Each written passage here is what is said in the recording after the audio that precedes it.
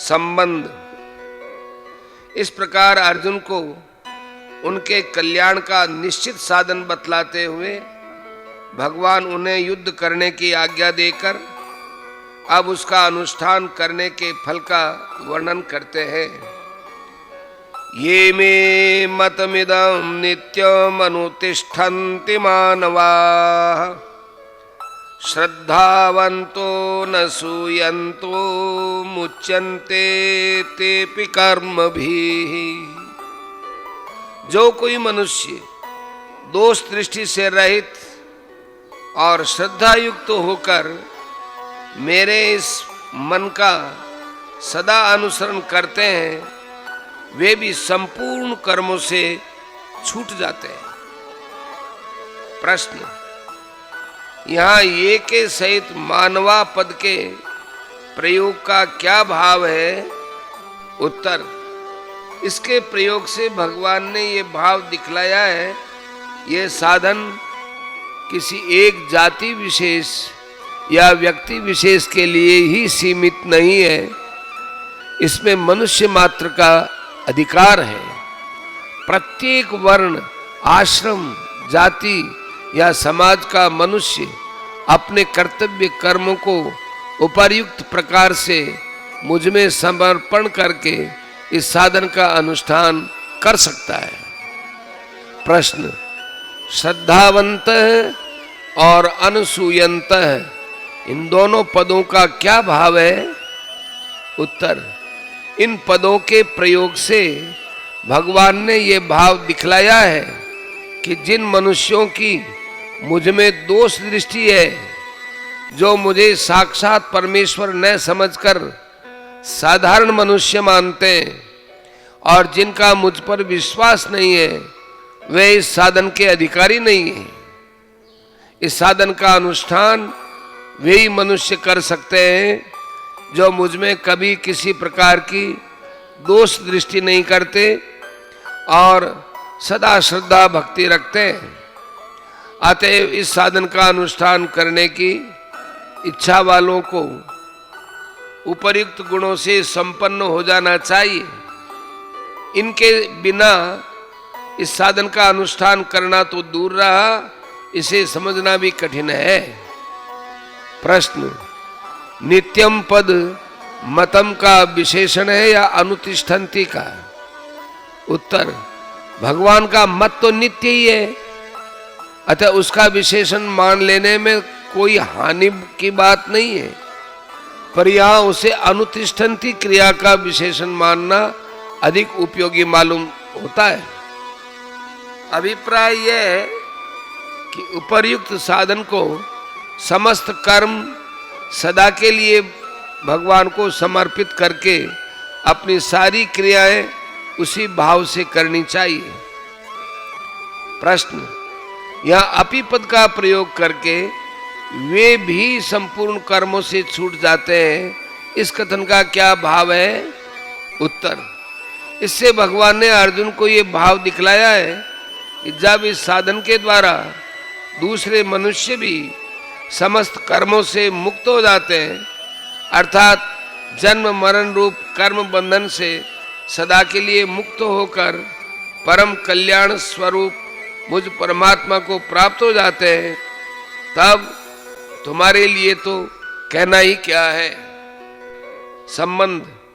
इस प्रकार भगवान अपने उपर्युक्त मत का अनुष्ठान करने का फल बतलाकर अब उसके अनुसार न चलने में हानि बतलाते हैं। ये त्वे तदभ्यसूयन्तो नानुतिष्ठन्ति मे मतम् सर्वज्ञान विमूढ़ांस्तान विद्धि नष्टान चेतसः।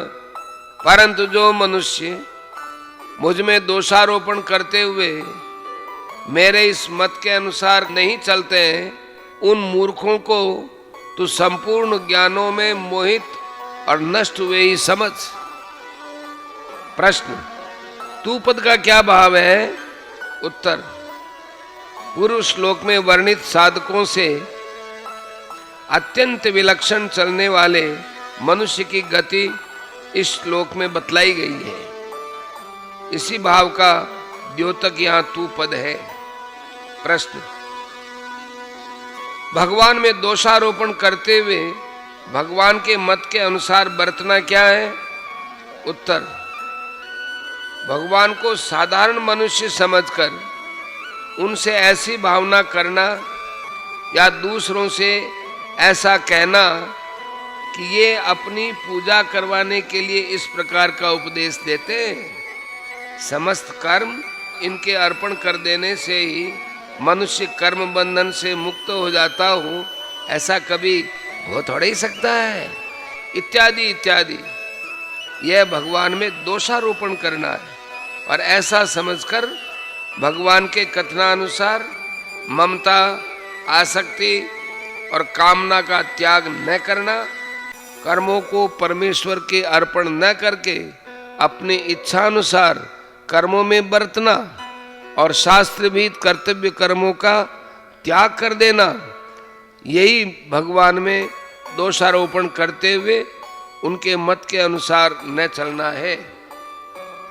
प्रश्न, अचेत सह पद किस श्रेणी के मनुष्यों का वाचक है और उनको संपूर्ण ज्ञानों में मोहित तथा नष्ट हुए समझने के लिए कहने का क्या भाव है? उत्तर, जिनके मन दोषों से भरे हुए हैं, जिनमें विवेक का अभाव है और जिनका चित्त वश में नहीं है, ऐसे मूर्ख तामसी मनुष्यों का वाचक अचेत सह पद है। उनको संपूर्ण ज्ञानों में मोहित और नष्ट हुए समझने के लिए कहने का ये भाव है कि ऐसे मनुष्यों की बुद्धि विपरीत हो जाती है। वे लौकिक और पारलौकिक सब प्रकार के सुख साधनों को विपरीत ही समझने लगते हैं। इसी कारण वे विपरीत आचरणों में प्रवृत्त होते हैं। इसके फलस्वरूप उनका इस लोक और परलोक में पतन हो जाता है। वे अपनी वर्तमान स्थिति से भी नष्ट हो जाते हैं और मरने के बाद उनको अपने कर्मों का फल भोगने के लिए सूकर, कुकर आदि नीच योनियों में जन्म लेना पड़ता है या घोर नरकों में पड़कर भयानक यंत्रणाएं भोगनी पड़ती है। संबंध, पूर्व श्लोक में यह बात कही गई है कि भगवान के मत के अनुसार न चलने वाला नष्ट हो जाता है। इस पर यह जिज्ञासा होती है कि यदि कोई भगवान के मत के अनुसार कर्म न करके हठपूर्वक कर्मों का सर्वथा त्याग कर दे तो क्या हानि है? इस पर कहते हैं, सदृशं चेष्टते स्वस्याः प्रकृतिर्ज्ञानवान् अपि प्रकृतिं यान्ति भूतानि निग्रह किं करिष्यति। सभी प्राणी प्रकृति को प्राप्त होते हैं, अर्थात अपने स्वभाव के परवश हुए कर्म करते हैं। ज्ञानवान भी अपनी प्रकृति के अनुसार चेष्टा करता है, फिर इसमें किसी का हठ क्या करेगा? प्रश्न, सभी प्राणी प्रकृति को प्राप्त होते हैं, इस कथन का क्या भाव है? उत्तर, इससे ये भाव दिखलाया गया है कि जिस प्रकार समस्त नदियों का जल तो स्वाभाविक ही समुद्र की ओर बहता है, उसके प्रवाह को हठपूर्वक रोका नहीं जा सकता, उसी प्रकार समस्त प्राणी अपनी अपनी प्रकृति के अधीन होकर प्रकृति के प्रवाह में पड़े हुए प्रकृति की ओर ही जा रहे हैं। इसलिए कोई भी मनुष्य हठपूर्वक सर्वथा कर्मों का त्याग नहीं कर सकता। हाँ, जिस तरह नदी के प्रवाह को एक ओर से दूसरी ओर घुमा दिया जा सकता है, उसी प्रकार मनुष्य अपने उद्देश्य का परिवर्तन करके उस प्रवाह की चाल को बदल सकता है, यानी राग द्वेष का त्याग करके उन कर्मों को परमात्मा की प्राप्ति में सहायक बना सकता है। प्रश्न, प्रकृति शब्द का यहाँ क्या अर्थ है? उत्तर, जन्म जन्मांतर में किए हुए कर्मों के संस्कार जो स्वभाव के रूप में प्रकट होते हैं, उस स्वभाव का नाम प्रकृति है।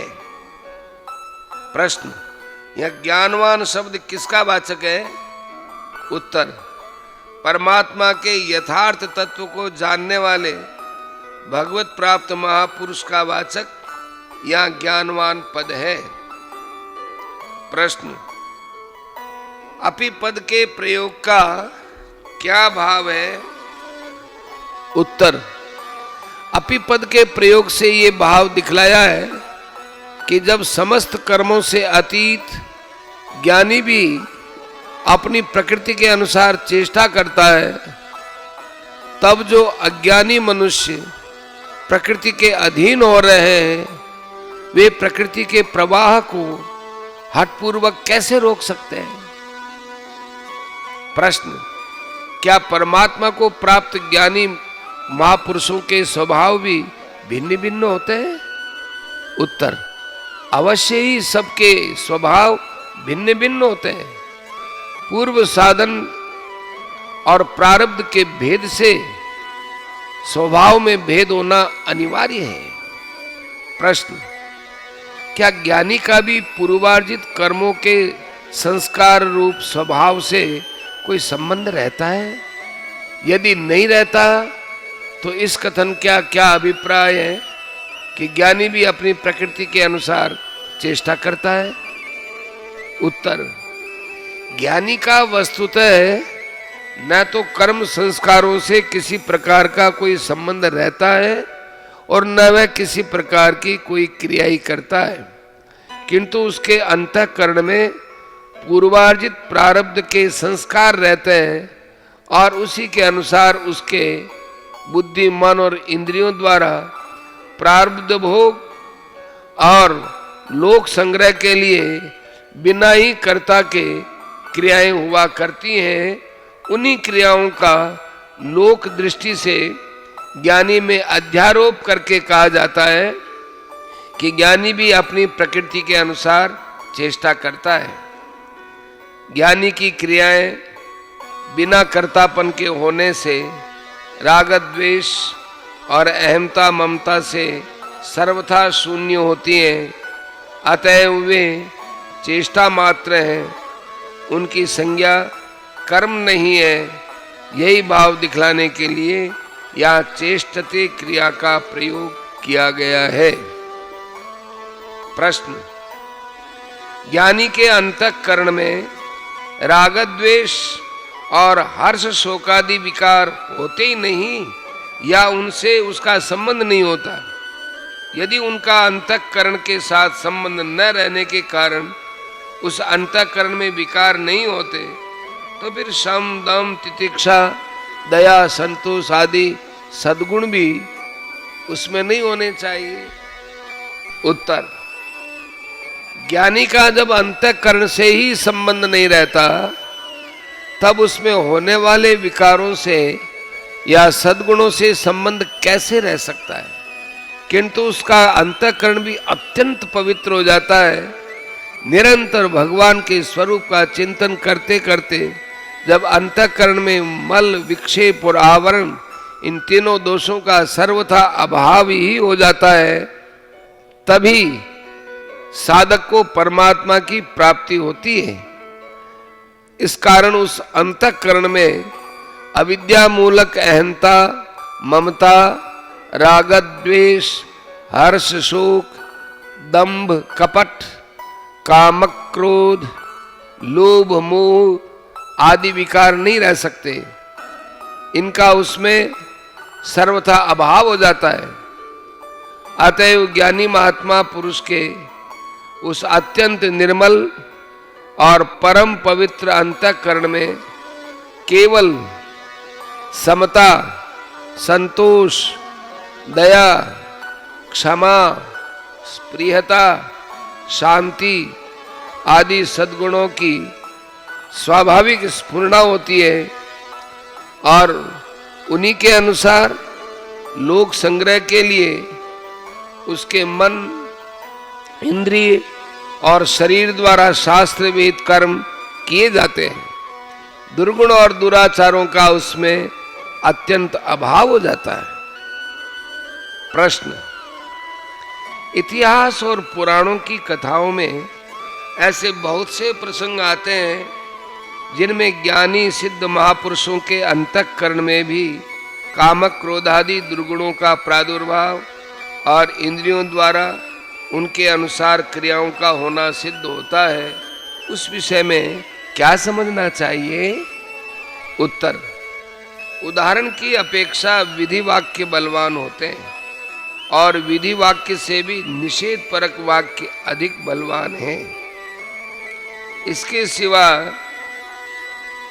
इतिहास पुराणों की कथाओं में जो उदाहरण मिलते हैं उनका रहस्य ठीक ठीक समझ में आना कठिन भी है। इसलिए यही मानना उचित है कि यदि किसी के अंतःकरण में सचमुच काम क्रोधादि दुर्गुणों का प्रादुर्भाव हुआ हो और उनके अनुसार क्रिया हुई हो, तब तो वह भगवत प्राप्त ज्ञानी महात्मा ही नहीं है।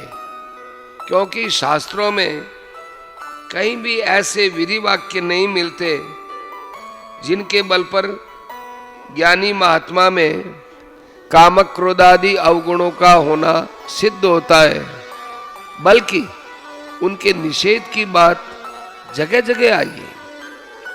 गीता में भी जहां जहां महापुरुषों के लक्षण बतलाए गए हैं उनमें राग द्वेष और कामक क्रोध आदि दुर्गुण और दुराचारों का सर्वथा अभाव दिखलाया गया है। 5वां अध्याय 26वां 28वां 12वां अध्याय 17वां। हाँ, यदि लोक संग्रह के लिए आवश्यक होने पर उन्होंने स्वांग के भांति ऐसी चेष्टा की हो तो उसकी गणना अवश्य ही दोषों में नहीं आती। प्रश्न, फिर इसमें किसी का हट क्या करेगा, इस कथन का क्या भाव है? उत्तर, इससे यही भाव दिखलाया है कि कोई भी मनुष्य हठपूर्वक क्षणमात्र भी कर्म के बिना नहीं रह सकता। 3 अध्याय 5वां श्लोक। प्रकृति उससे जबरन कर्म करा लेगी। 18वां अध्याय 59 और 60वां श्लोक। अतः मनुष्य को विहित कर्म का त्याग करके कर्म बंधन से छूटने का आग्रह न रखकर स्वभाव नियत कर्म करते हुए ही कर्म बंधन से छूटने का उपाय करना चाहिए। उसी में मनुष्य सफल हो सकता है।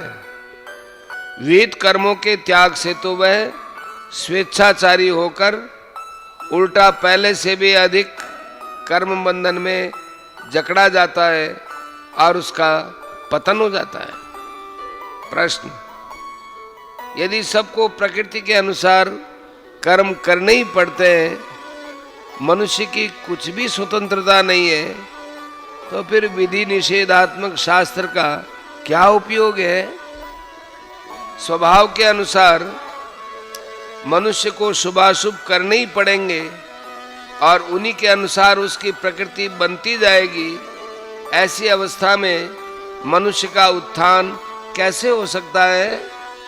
उत्तर, शास्त्र विरुद्ध असत कर्म होते हैं राग द्वेष आदि के कारण, और शास्त्र विहित सत्कर्मों के आचरण में श्रद्धा भक्ति आदि सद्गुण प्रधान कारण है।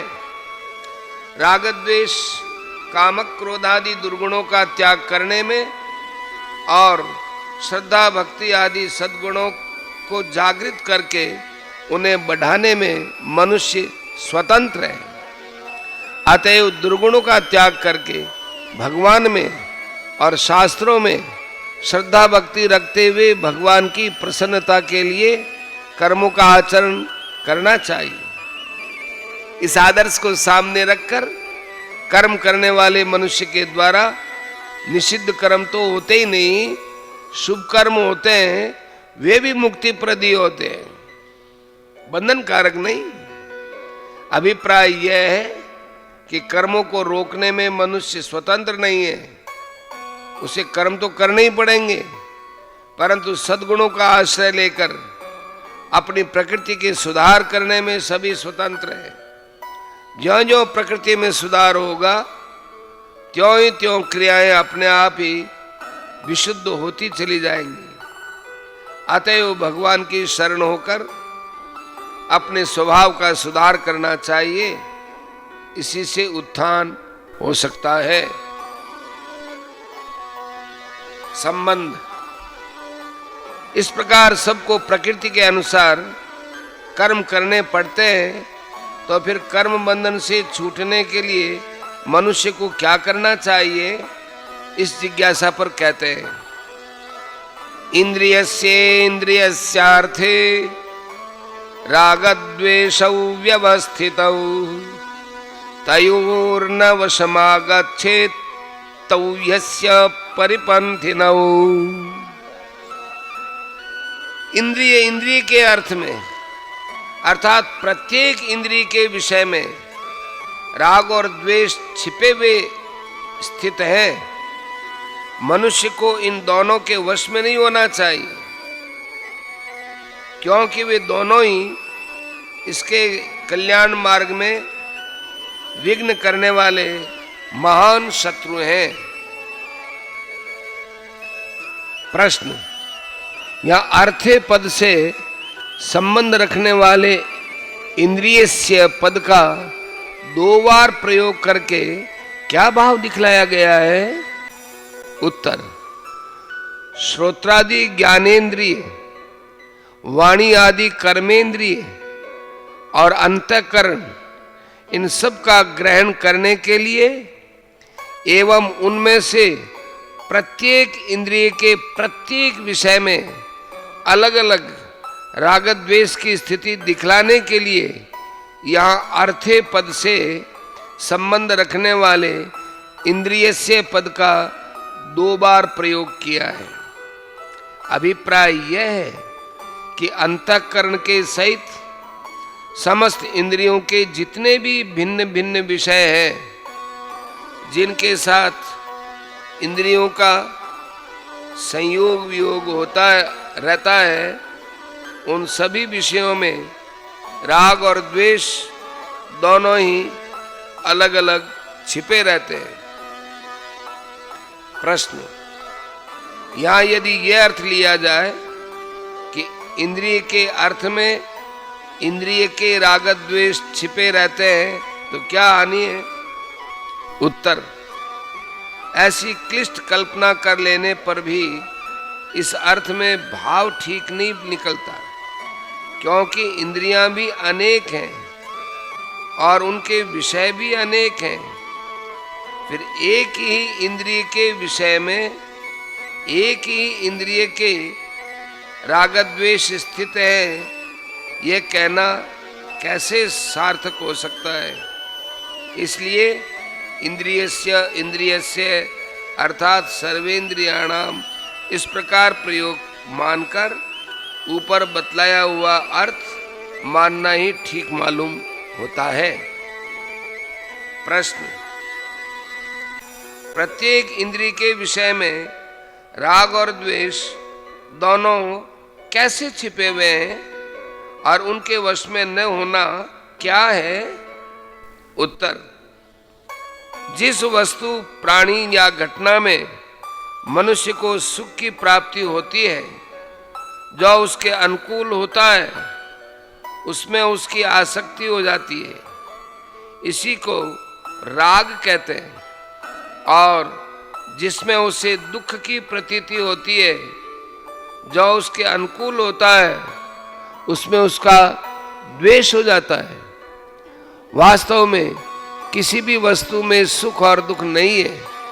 मनुष्य की भावना के अनुसार एक ही वस्तु किसी को सुखप्रद प्रतीत होती है और किसी को दुखप्रद, तथा एक ही मनुष्य को जो वस्तु एक समय सुखप्रद प्रतीत होती है, वही दूसरे समय दुखप्रद प्रतीत होने लग जाती है।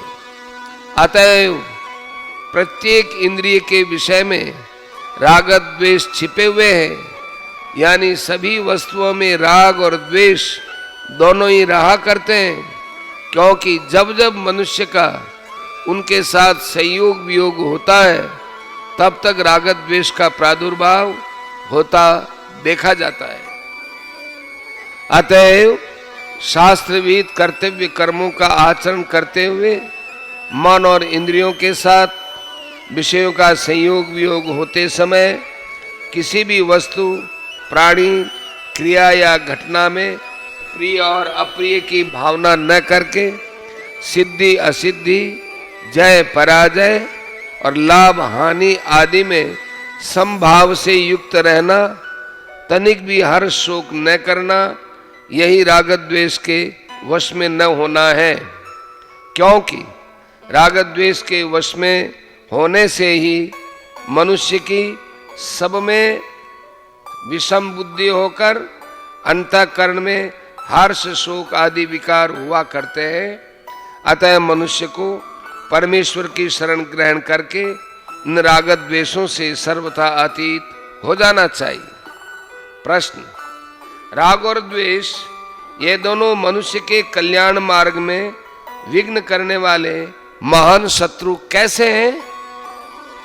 उत्तर, मनुष्य अज्ञानवश राग द्वेष इन दोनों के वश होकर विनाशशील भोगों के सुख के हेतु समझकर कल्याण मार्ग से भ्रष्ट हो जाता है। राग द्वेष साधक को धोखा देकर विषयों में फंसा लेते हैं और उसके कल्याण मार्ग में विघ्न उपस्थित करके मनुष्य जीवन रूप अमूल्य धन को लूट लेते हैं। इस कारण वह मनुष्य जन्म के परम फल से वंचित रह जाता है और राग द्वेष के वश होकर विषय भोगों के लिए स्वधर्म का त्याग, परधर्म का ग्रहण या नाना प्रकार के निषिद्ध कर्मों का आचरण करता है।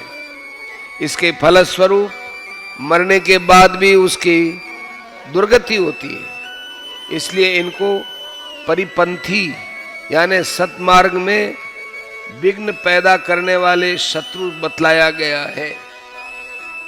प्रश्न, ये राग द्वेष साधक के कल्याण मार्ग में किस प्रकार बाधा डालते हैं?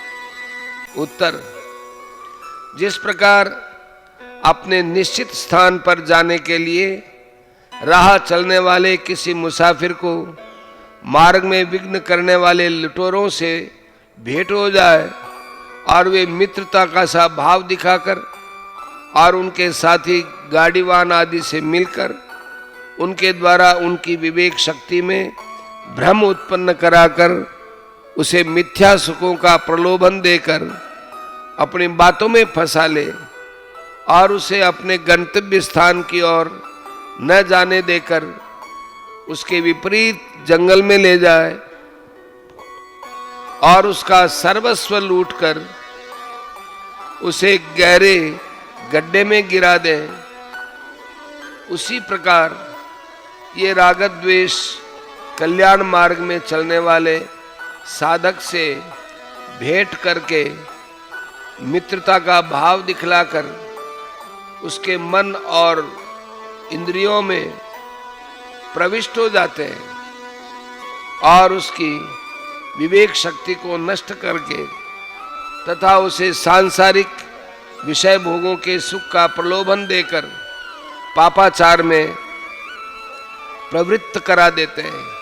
इससे उसका साधन क्रम नष्ट हो जाता है और पापों के फलस्वरूप उसे घोर नरकों में पड़कर भयानक दुखों का उपभोग करना पड़ता है।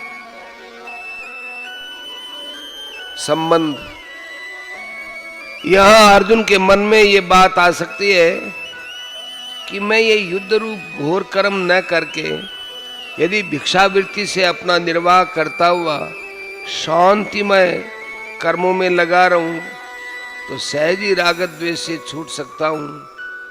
फिर आप मुझे युद्ध करने के लिए आज्ञा क्यों दे रहे हैं? इस पर भगवान कहते हैं, श्रेयान् स्वधर्मो विगुणः परधर्मात् स्वनुष्ठितात् स्वधर्मे निधनं श्रेयः परधर्मो भयावह। अच्छी प्रकार आचरण में लाए हुए दूसरे के धर्म से गुण रहित भी अपना धर्म अति उत्तम है। अपने धर्म में तो मरना भी कल्याणकारक है और दूसरे का धर्म भय को देने वाला है। प्रश्न, सुअनुष्ठितात विशेषण के सहित परधर्मात् ये पद किस धर्म का वाचक है और उसकी अपेक्षा गुण रहित स्वधर्म को अति उत्तम बतलाने का क्या भाव है? उत्तर, इस वाक्य में परधर्म और स्वधर्म की तुलना करते समय परधर्म के साथ तो सुअनुष्ठित विशेषण दिया गया और स्वधर्म के साथ विगुण विशेषण दिया गया। अतः प्रत्येक विशेषण का विरोधी भाव उनके साथ अधिक समझ लेना चाहिए। अर्थात स्वधर्म को तो सद्गुण संपन्न और सुअनुष्ठित समझना चाहिए और परधर्म को विगुण और अनुष्ठान की कमी रूप दोष युक्त समझ लेना चाहिए। साथ में ये बात भी ध्यान में रखनी चाहिए कि वैश्य और क्षत्रिय आदि की अपेक्षा ब्राह्मण के विशेष धर्मों में अहिंसा आदि सद्गुणों की बहुलता है। गृहस्थ की अपेक्षा संन्यास आश्रम के धर्मों में सद्गुणों की बहुलता है। इसी प्रकार शूद्र की अपेक्षा वैश्य और क्षत्रिय के कर्म अधिक गुणयुक्त होते हैं। ऐसा समझने से या ये भाव निकलता है कि जो कर्म गुणयुक्त हों और जिनका अनुष्ठान भी पूर्णतया किया गया हो किंतु वे अनुष्ठान करने वाले के लिए विहित न हों, दूसरों के लिए ही विहित हों, वैसे कर्मों का वाचक यहाँ स्वानुष्ठितात विशेषण के सहित परधर्मान पद है। उस परधर्म की अपेक्षा गुण रहित स्वधर्म को अति उत्तम बतलाकर यह भाव दिखलाया गया है कि जैसे देखने में कुरूप और गुणहीन होने पर भी स्त्री के लिए अपने पति का सेवन करना ही कल्याणप्रद है, उसी प्रकार देखने में सद्गुणों से हीन होने पर तथा अनुष्ठान में अंग वैगुण्य होने पर भी जिसके लिए जो कर्म विहित है वही उसके लिए कल्याणप्रद है। फिर जो स्वधर्म सर्वगुण संपन्न है और जिसका सांगोपांग पालन किया जा सकता है उसके विषय में तो कहना ही क्या है। प्रश्न, स्वधर्म पद किस धर्म का वाचक है? उत्तर, वर्ण आश्रम स्वभाव और परिस्थिति की अपेक्षा से जिस मनुष्य के लिए जो कर्म शास्त्र ने नियत कर दिए हैं उसके लिए वही स्वधर्म है।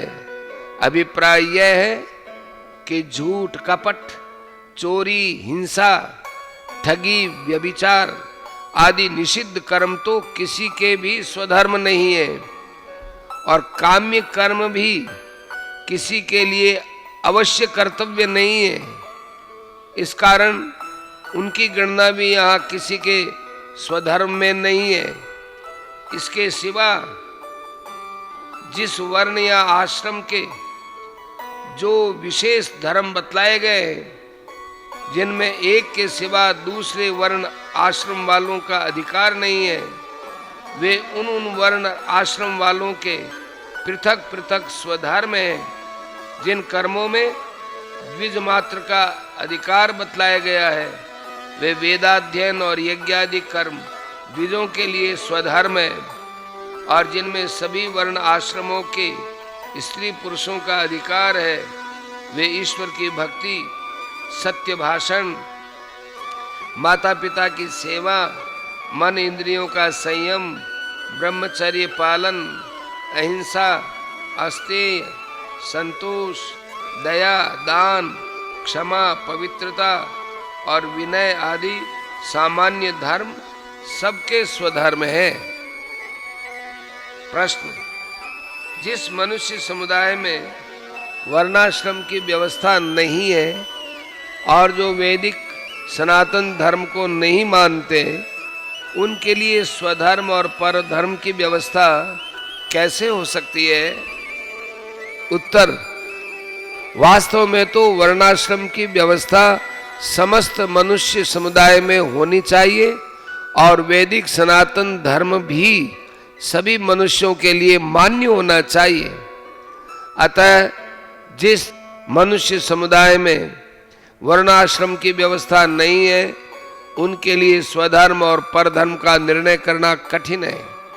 तथापि इस समय धर्म संकट उपस्थित हो रहा है और गीता में मनुष्य मात्र के लिए उद्धार का मार्ग बतलाया गया है। इस आशय से ऐसा माना जा सकता है कि जिस मनुष्य का जिस जाति या समुदाय में जन्म होता है, जिन माता पिता के रजवीर्य से उसका शरीर बनता है, जन्म से लेकर कर्तव्य समझने की योग्यता आने तक जैसे संस्कारों में उसका पालन पोषण होता है तथा मनुष्य जन्म के जैसे कर्म संस्कार होते हैं, उसी के अनुसार उसका स्वभाव बनता है और स्वभाव के अनुसार ही जीविका के कर्मों में उसकी स्वाभाविक प्रवृत्ति हुआ करती है।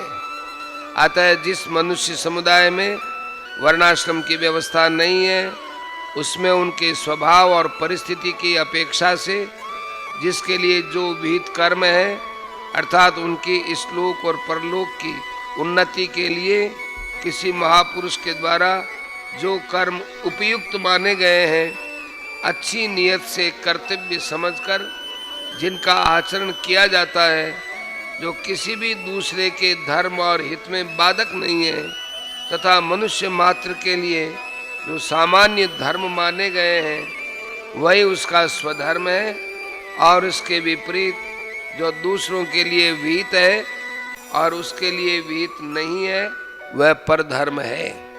प्रश्न, स्वधर्म पद के साथ विगुण विशेषण के प्रयोजन का क्या भाव है?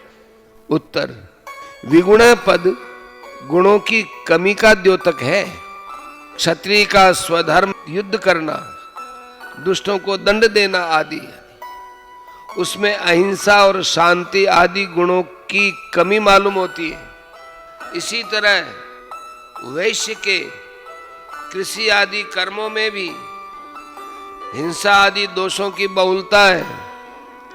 इस कारण ब्राह्मणों के शांतिमय कर्मों की अपेक्षा वे विगुण यानी गुणहीन है और शूद्र के कर्म वैश्यों और क्षत्रियों की अपेक्षा भी निम्न श्रेणी के हैं। इसके सिवा उन कर्मों के पालन में किसी अंग का छूट जाना अनुष्ठान की कमी है। उपर्युक्त प्रकार से स्वधर्म में गुणों की और अनुष्ठान की कमी रहने पर भी वह परधर्म की अपेक्षा कल्याणप्रद है। यही भाव दिखलाने के लिए स्वधर्म के साथ विगुण विशेषण दिया गया है। प्रश्न, अपने धर्म में तो मरना भी कल्याणकारक है, इस कथन का क्या अभिप्राय है? उत्तर, इससे यह दिखलाया गया है कि यदि स्वधर्म पालन में किसी तरह की आपत्ति न आवे और जीवन भर मनुष्य उसका पालन कर ले, तो उसे अपने भावानुसार स्वर्ग की या मुक्ति की प्राप्ति हो जाती है। इसमें तो कहना ही क्या है, किसी प्रकार की आपत्ति आने पर भी वह अपने धर्म से न डिगे और उसके कारण उसका मरण हो जाए, तो वह मरण भी उसके लिए कल्याण करने वाला ही होता है। इतिहासों और पुराणों में ऐसे बहुत उदाहरण मिलते हैं जिनमें स्वधर्म पालन के लिए मरने वालों का एवं मरण पर्यंत कष्ट स्वीकार करने वालों का कल्याण होने की बात कही गई है। राजा दिलीप ने क्षात्र धर्म का पालन करते हुए एक गौ के बदले अपना शरीर सिंह को अर्पित करके अभीष्ट प्राप्त किया। राजा शिवी ने शरणागत रक्षा रूप स्वधर्म का पालन करने के लिए एक कबूतर के बदले में अपने शरीर का मांस बाज को देकर मरना स्वीकार किया और उससे उनके अभीष्ट की सिद्धि हुई। प्रहलाद ने भगवत भक्ति रूप स्वधर्म का पालन करने के लिए अनेकों प्रकार के मृत्यु के साधनों को सहर्ष स्वीकार किया और इससे उनका परम कल्याण हो गया। इसी प्रकार के और भी बहुत से उदाहरण मिलते हैं। महाभारत में कहा गया है, न जातु कामान न भयान न लोभात धर्मम त्यजेत जीवितस्यापि हेतु नित्यो धर्म सुख दुखे त्वनित्ये जीवो नित्यो हेतुरस्य त्वनित्यः। स्वर्गारोहण पर्वत 5वां अध्याय 63वां श्लोक। अर्थात मनुष्य को किसी भी समय काम से कि लोभ से कि भय से या जीवन रक्षा के लिए भी धर्म का त्याग नहीं करना चाहिए, क्योंकि धर्म नित्य है और सुख दुख अनित्य है तथा जीव नित्य है और जीवन का हेतु अनित्य है। इसलिए मरण संकट उपस्थित होने पर भी मनुष्य को चाहिए कि वह हंसते हंसते मृत्यु को वर्ण कर ले, पर स्वधर्म का त्याग किसी भी हालत में न करे। इसी में उसका सब प्रकार से कल्याण है। प्रश्न, दूसरे का धर्म भय देने वाला है, इस कथन का क्या अभिप्राय है? उत्तर, इससे ये भाव दिखलाया है कि दूसरों के धर्म का पालन यदि सुखपूर्वक होता हो तो भी भय देने वाला है। उदाहरणार्थ, शूद्र और वैश्य यदि अपने से उच्च वर्ण वालों के धर्म का पालन करने में लगे तो उच्च वर्णों से अपनी पूजा करवाने के कारण और उनकी वृत्ति छेद करने के दोष के कारण वे पाप के भागी बन जाते हैं और फलतः उनको नरक भोगना पड़ता है।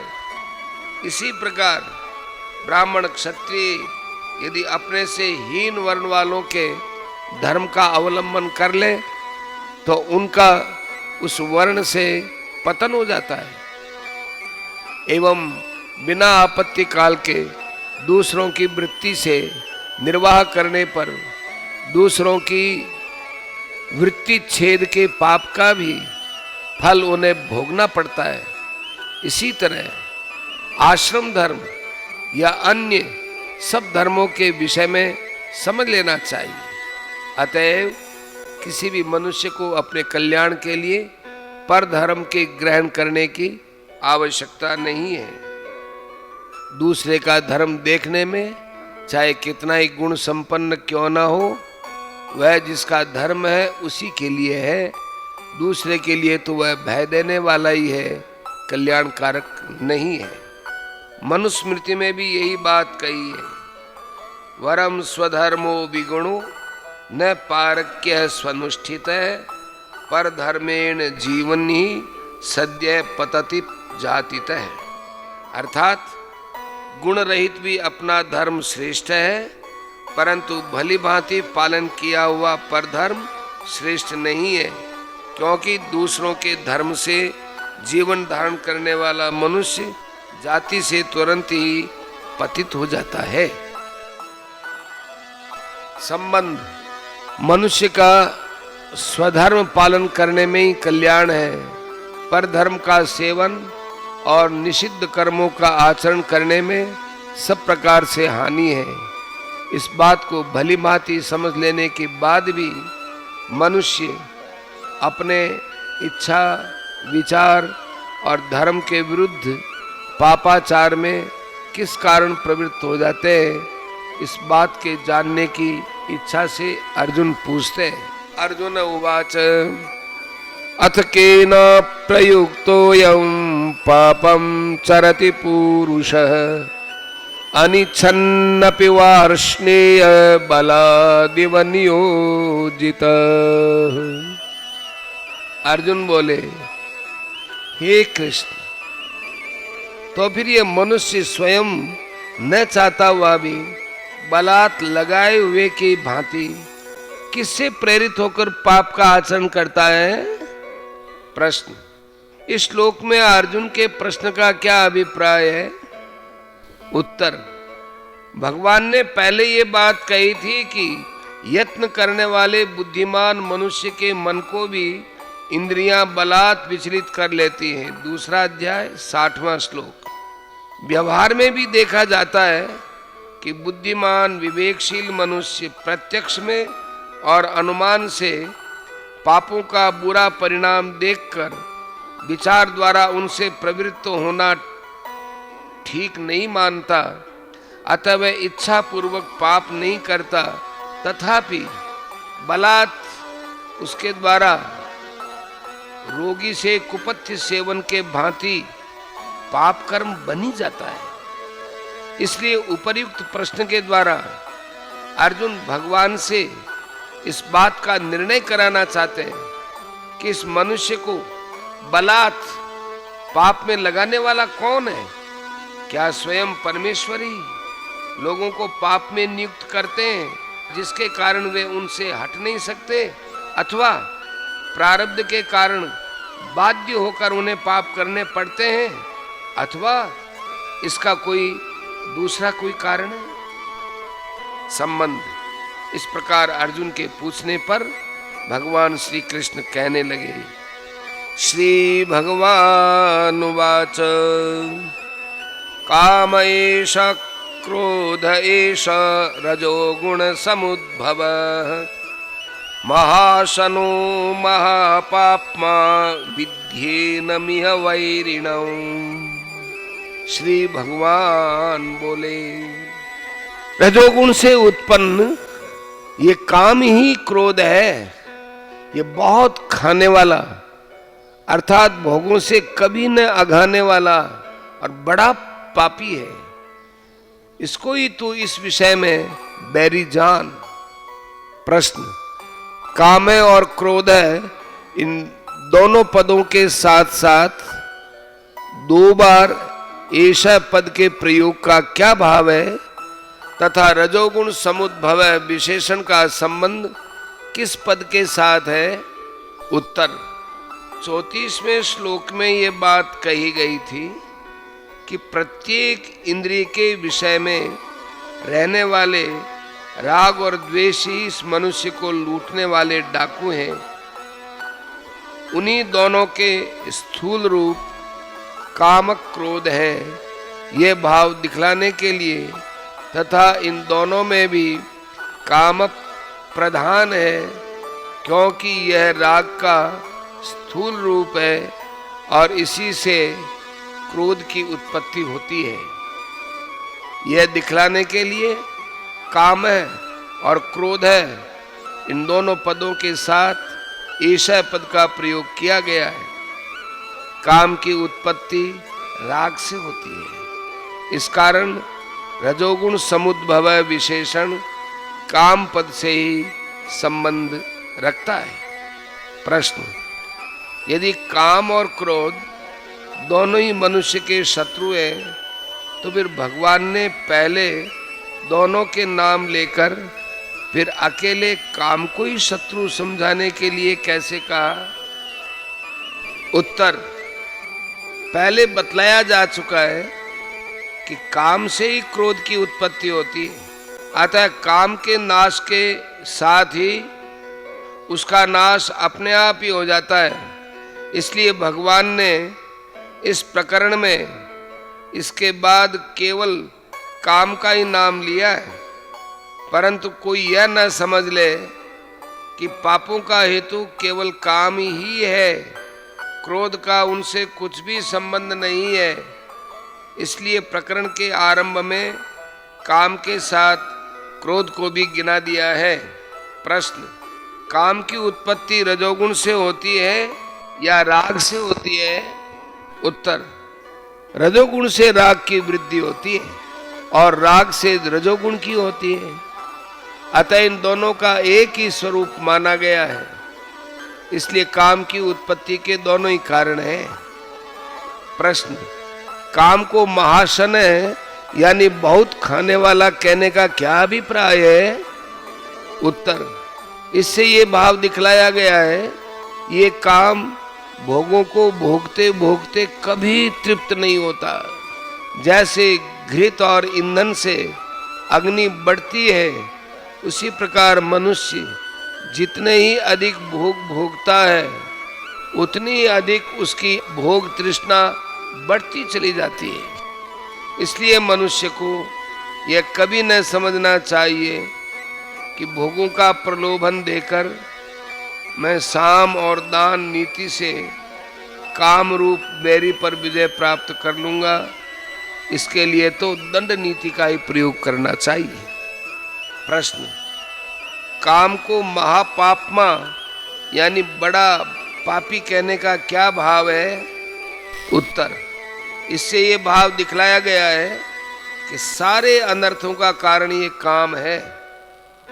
मनुष्य को बिना इच्छा पाप में प्रयुक्त करने वाला न तो प्रारब्ध है न ईश्वरी है। ये काम ही इस मनुष्य को नाना प्रकार के भोगों में आसक्त करके उसे बलात् कर्मों में प्रवृत्त करता है, इसलिए ये महान पापी है। प्रश्न, इसको तू इस विषय में बैरी जान, इस कथन का क्या भाव है?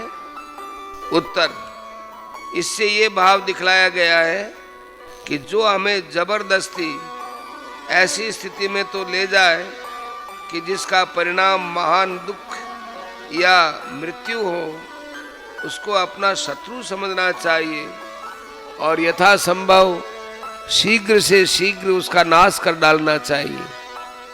यह काम मनुष्य को उसकी इच्छा के बिना ही जबरदस्ती पापों में लगाकर उसे जन्म मरण रूप और नरक भोग रूप महान दुखों का भागी बनाता है। अतः कल्याण मार्ग में इसी को अपना महान शत्रु समझना चाहिए। ईश्वर तो परम दयालु और प्राणियों के परम सुहृद है। वे किसी को पापों में कैसे नियुक्त कर सकते हैं? और प्रारब्ध पूर्वकृत कर्मों के भोग का नाम है। उसमें किसी को पापों में प्रवृत्त करने की शक्ति नहीं है। अतः पापों में प्रवृत्त करने वाला बैरी दूसरा कोई नहीं है, ये काम ही है।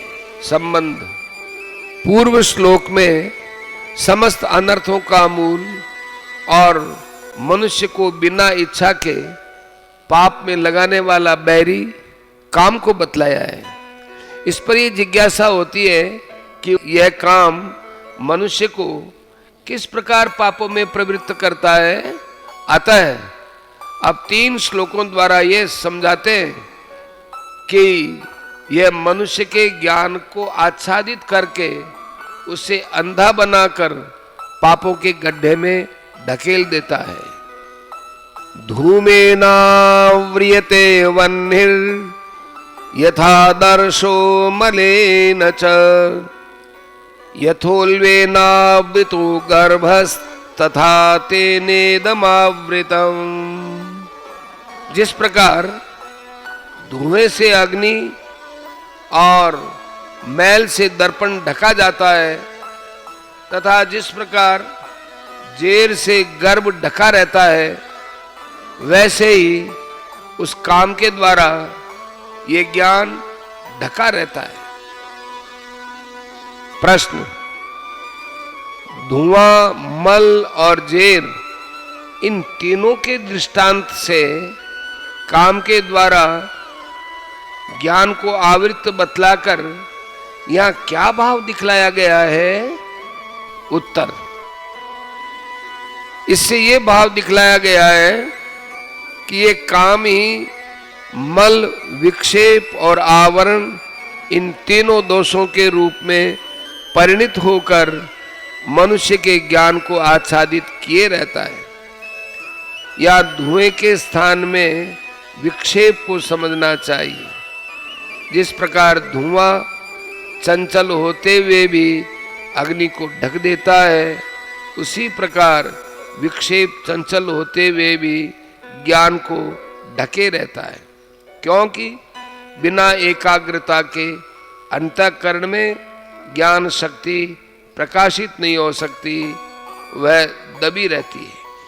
मैल के स्थान में मल दोष को समझना चाहिए। जैसे दर्पण पर मैल जम जाने से उसमें प्रतिबिंब नहीं पड़ता, उसी प्रकार पापों के द्वारा अंतःकरण के अत्यंत मलिन हो जाने पर उसमें वस्तु या कर्तव्य का यथार्थ स्वरूप प्रतिभाषित नहीं होता। इस कारण मनुष्य उसका यथार्थ विवेचन नहीं कर सकता। एवं जेर के स्थान पर या आवरण को समझना चाहिए। जैसे जेर से गर्भ सर्वथा आच्छादित रहता है, उसका कोई अंश भी दिखलाई नहीं देता, वैसे ही आवरण से ज्ञान सर्वथा ढका रहता है। जिसका अंतःकरण अज्ञान से मोहित रहता है, वह मनुष्य निद्रा और आलस्य आदि के सुख में फंसकर किसी प्रकार का विचार करने में प्रवृत्ति ही नहीं होता। ये काम ही मनुष्य के अंतःकरण में नाना प्रकार के भोगों की तृष्णा बढ़ाकर उसे विक्षिप्त बनाता है।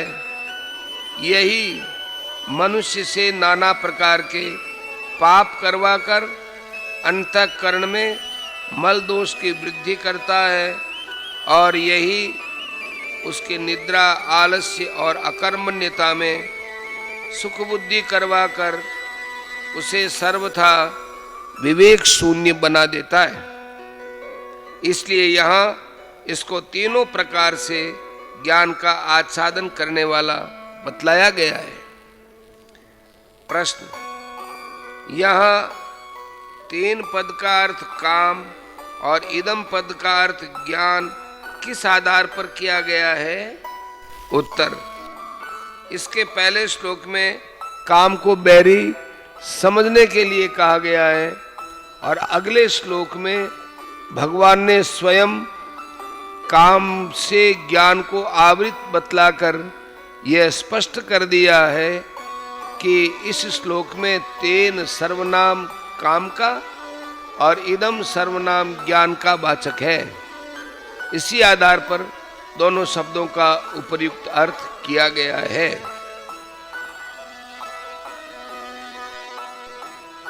संबंध, पूर्व श्लोक में तेन पद काम का और इदम पद ज्ञान का वाचक है।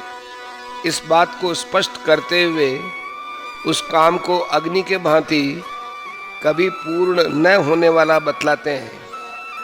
आवृतम ज्ञानमेतेन ज्ञानिनो नित्यवैरिणा कामरूपेण कौन्तेय दुष्पूरेणानलेन च।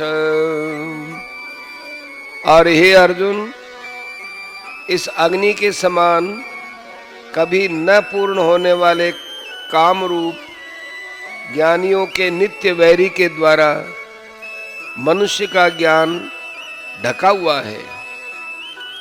प्रश्न, अनलेन और दुष्पूरेण विशेषणों का क्या अभिप्राय है? उत्तर, बस और कुछ भी नहीं चाहिए। ऐसे जो तृप्ति के भाव का वाचक है वो अलम अव्यय है। इसका जिसमें अभाव हो उसे अनल कहते हैं। अग्नि में चाहे कितना ही घृत और ईंधन क्यों न डाला जाए, उसकी तृप्ति कभी नहीं होती। इसलिए अग्नि का नाम अनल है। जो इसी प्रकार पूर्ण न हो उसे दुष्पूर कहते हैं।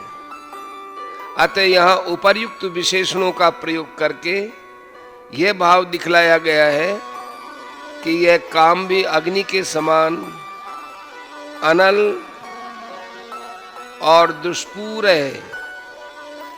मनुष्य जैसे जैसे विषयों को भोगता है वैसे ही वैसे अग्नि के भांति उसका काम बढ़ता जाता है, उसकी तृप्ति नहीं होती। राजा ययाति ने बहुत से भोगों को भोगने के बाद अंत में कहा था, न जातु काम कामानाम उपभोगे न शाम्यति हविषा कृष्ण वर्तमेव भूय एवाभिवर्धते। श्रीमद् भागवत 9वां स्कंद 19वां अध्याय 14वां श्लोक। अर्थात विषयों के उपभोग से काम कभी शांत नहीं होता, बल्कि घृत से अग्नि के भांति और अधिक बढ़ता ही चला जाता है। प्रश्न, यह ज्ञानी न पद किन ज्ञानियों का वाचक है और काम को उनका नित्य मेरी बतलाने का क्या भाव है? उत्तर, यह ज्ञानी न पद यथार्थ ज्ञान की प्राप्ति के लिए साधन करने वाले विवेकशील साधकों का वाचक है। ये काम रूप शत्रु उन साधकों के अंतःकरण में विवेक, वैराग्य और निष्काम भाव को स्थिर नहीं होने देता, उनके साधन में बाधा उत्पन्न करता रहता है। इस कारण इसको ज्ञानियों का नित्य बैरी बतलाया गया है। वास्तव में तो यह काम सभी को अधोगति में ले जाने वाला होने के कारण सभी का बैरी है, परंतु अविवेकी मनुष्य विषयों को भोगते समय भोगों में सुख बुद्धि होने के कारण भ्रम से उसे मित्र के सदृश समझते हैं और उसके तत्व को जानने वाले विवेकियों को यह प्रत्यक्ष ही हानिकारक दिखता है। इसीलिए इसको अविवेकियों का नित्य बैरी न बतलाकर ज्ञानियों का नित्य बैरी बतलाया गया है। प्रश्न, यहाँ काम रूपेण पद किस काम का वाचक है? उत्तर, जो काम दुर्गुणों की श्रेणी में गिना जाता है, जिसका त्याग करने के लिए गीता में जगह जगह कहा है, जैसे 2 अध्याय 71वां श्लोक, 6 अध्याय 24वां श्लोक, 16वें अध्याय में जिसको नरक का द्वार बतलाया गया है, 16वां अध्याय 21वां श्लोक, उस सांसारिक विषय भोगों की कामना रूप काम का वाचक यहाँ काम रूपेण पद है। भगवान से मिलने की, उनका भजन ध्यान करने की अथवा सात्विक कर्मों के अनुष्ठान करने की जो शुभ इच्छा है, उसका नाम काम नहीं है। वह तो मनुष्य के कल्याण में हेतु है और इस विषय भोगों की कामना रूप काम का नाश करने वाली है। वह साधक की शत्रु कैसे हो सकती है? इसलिए गीता में काम शब्द का अर्थ सांसारिक इष्टानिष्ट भोगों के संयोग वियोग की कामना या भोग्य पदार्थ ही समझना चाहिए।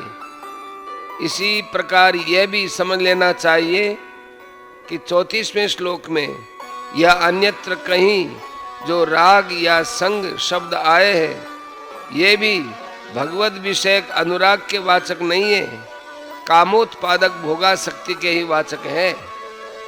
प्रश्न, ज्ञानम पद किस ज्ञान का वाचक है और इसको काम के द्वारा ढका हुआ बतलाने का क्या अभिप्राय है?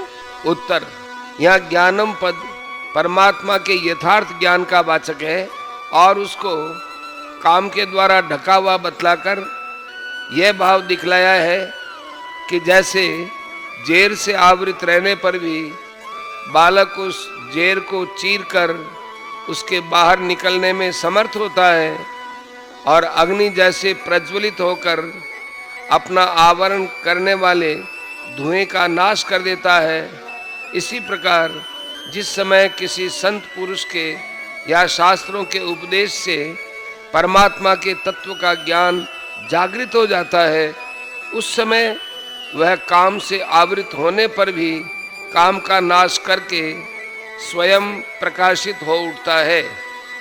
अतः काम उसको आवृत करने वाला होने पर भी वस्तुतः उसकी अपेक्षा सर्वथा बलहीन ही है। संबंध: इस प्रकार काम के द्वारा ज्ञान को आवृत बतलाकर अब उसे मारने का उपाय बतलाने के उद्देश्य से उसके वासस्थान और उसके द्वारा जीवात्मा के मोहित किए जाने का प्रकार बतलाते हैं। इंद्रियाणि मनो बुद्धिरस्याधिष्ठानमुच्यते एतैर्विमोहयत्येष ज्ञानमावृत्य देहिनम्। इंद्रियां, मन और बुद्धि, ये सब इसके वासस्थान कहे जाते हैं। ये काम इन मन, बुद्धि और इंद्रियों के द्वारा ही ज्ञान को आच्छादित करके जीवात्मा को मोहित करता है। प्रश्न: इंद्रिय, मन और बुद्धि ये सब इस काम के वासस्थान कहे जाते हैं, इस कथन का क्या भाव है? उत्तर: इस कथन से ये भाव दिखलाया है कि मन, बुद्धि और इंद्रिय मनुष्य के वश में न रहने के कारण उन पर यह काम अपना अधिकार जमाए रखता है। अतः कल्याण चाहने वाले मनुष्य को अपने मन, बुद्धि और इंद्रियों में से इस काम रूप बैरी को शीघ्र ही निकाल देना या वहीं रोककर उसे नष्ट कर देना चाहिए, नहीं तो यह घर में घुसे हुए शत्रु के भांति मनुष्य जीवन रूप अमूल्य धन को नष्ट कर देगा। प्रश्न: ये काम मन, बुद्धि और इंद्रियों के द्वारा ही ज्ञान को आच्छादित करके जीवात्मा को मोहित करता है, इस कथन का क्या भाव है? उत्तर: इससे ये भाव दिखलाया गया है कि यह काम मनुष्य के मन, बुद्धि और इंद्रियों में प्रविष्ट होकर उसकी विवेक शक्ति को नष्ट कर देता है और भोगों में सुख दिखलाकर उसे पापों में प्रवृत्त कर देता है, जिससे मनुष्य का अधः पतन हो जाता है। इसलिए शीघ्र ही सचेत हो जाना चाहिए। यह बात एक कल्पित दृष्टांत के द्वारा समझाई जाती है। चेतन सिंह नाम के एक राजा थे। उनके प्रधानमंत्री का नाम था ज्ञान सागर। प्रधानमंत्री के अधीनस्थ एक सहकारी मंत्री था जिसका नाम था चंचल सिंह। राजा अपने मंत्री और सहकारी मंत्री सहित अपनी राजधानी मध्यपुरी में रहते थे। राज्य 10 जिलों में बटा हुआ था और प्रत्येक जिले में एक जिलाधीश अधिकारी नियुक्त था। राजा बहुत ही विचारशील, कर्मप्रवण और सुशील थे। उनके राज्य में सभी सुखी थे। राज्य दिनों दिन उन्नत हो रहा था। एक समय उनके राज्य में जगमोहन नामक एक ठगों का सरदार आया। वह बड़ा ही कुचक्री और जालसाज था। अंदर कपट रूप जहर से भरा होने पर भी उसकी बोली बहुत मीठी थी। वह जिससे बात करता था उसी को मोह लेता था। वह आया एक व्यापारी के वेश में और उसने जिलाधीशों से मिलकर उनसे राज्य भर में अपना व्यापार चलाने की अनुमति मांगी। जिलाधीशों को काफी लालच दे दिया। वे लालच में तो आ गए, परंतु अपने अफसरों की अनुमति बिना कुछ नहीं कर सकते थे। जालसाज व्यापारी जगमोहन की सलाह से वे सब मिलकर उसे अपने अफसर सहकारी मंत्री चंचल सिंह के पास ले गए। ठग व्यापारी ने उसको खूब प्रलोभन दिया। फलतः चंचल सिंह भी जगमोहन की मीठी मीठी बातों में फंस गया। चंचल सिंह उसे अपने उच्चाधिकारी ज्ञान सागर के पास ले गया। ज्ञान सागर था तो बुद्धिमान, परंतु वह कुछ दुर्बल हृदय का था। ठीक मीमांसा करके किसी निश्चय पर नहीं पहुंचता था। इसी से वह अपने सहकारी चंचल सिंह और 10 जिलाधीशों की बात में आ जाया करता था। वे इससे अनुचित लाभ भी उठा लेते थे। आज चंचल सिंह और जिलाधीशों की बातों पर विश्वास करके वह ज्ञान सागर भी ठग व्यापारी के जाल में फंस गया। उसने लाइसेंस देना स्वीकार कर लिया, पर कहा कि महाराज चेतन सिंह जी की मंजूरी बिना सारे राज्य के लिए लाइसेंस नहीं दिया जा सकता। आखिर ठग व्यापारी की सलाह से वह उसे राजा के पास ले गया। ठग बड़ा चतुर था, उसने राजा को बड़े बड़े प्रलोभन दिए। अब राजा भी लोभ में आ गए और उन्होंने जगमोहन को अपने राज्य में सर्वत्र अबाध व्यापार चलाने और कोठियां खोलने की अनुमति दे दी। जगमोहन ने जिला अफसरों तथा दोनों मंत्रियों को कुछ दे लेकर संतुष्ट कर लिया और सारे राज्य में अपना जाल फैला दिया। जब सर्वत्र उसका प्रभाव फैल गया, तब तो वह बिना बाधा प्रजा को लूटने लग गया।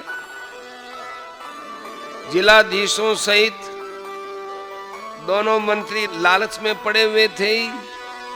राजा को भी लूट का हिस्सा देकर उसने अपने वश में कर लिया और छल कौशल और मीठी मीठी चिकनी चुपड़ी बातों में राजा को तथा विषय लोलुप सब अफसरों को कुमार्गामी बनाकर उसने सबको शक्तिहीन, अकर्मण्य और दुर्व्यसन प्रिय बना दिया और चुपके चुपके तेजी के साथ अपना बल बढ़ाकर उसने सारे राज्य पर अपना अधिकार जमा लिया। इस प्रकार राजा का सर्वस्व लूटकर अंत में उन्हें पकड़कर नजर कैद कर दिया।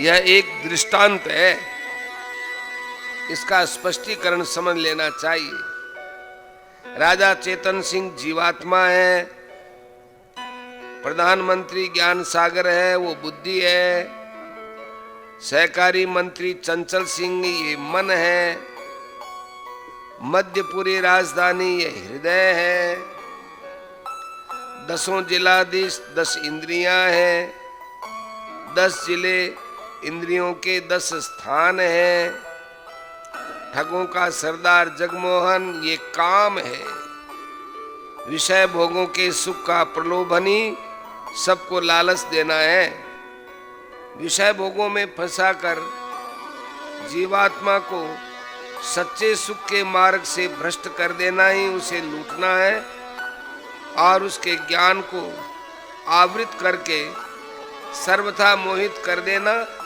और मनुष्य जीवन के परम लाभ से वंचित रहने को बाध्य कर डालना ही नजर कैद करना है। अभिप्राय यह है कि यह कल्याण विरोधी दुर्जय शत्रु काम इंद्रिय, मन और बुद्धि को विषय भोग रूप मिथ्या सुख का प्रलोभन देकर उन सब पर अपना अधिकार जमाकर मन, बुद्धि और इंद्रियों द्वारा विषय सुख रूप लोभ से जीवात्मा के ज्ञान को ढककर उसे मोहमय संसार रूप कैद खाने में डाल देता है और परमात्मा की प्राप्ति रूप वास्तविक धन से वंचित करके उसके अमूल्य मनुष्य जीवन का नाश कर डालता है। संबंध इस प्रकार कामरूप बैरी के अत्याचार का, और वह जहाँ छिपाकर अत्याचार करता है उन वासस्थानों का परिचय कराकर अब भगवान उस कामरूप बैरी को मारने की युक्ति बतलाते हुए उसे मार डालने के लिए अर्जुन को आज्ञा देते हैं। तस्मात् त्वमिन्द्रियाण्यादौ नियम्य भरतर्षभ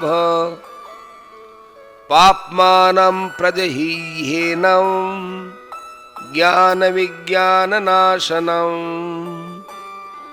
इसलिए हे अर्जुन, तू पहले इंद्रियों को वश में करके इस ज्ञान और विज्ञान का नाश करने वाले महान पापी काम को अवश्य ही बलपूर्वक मार डाल।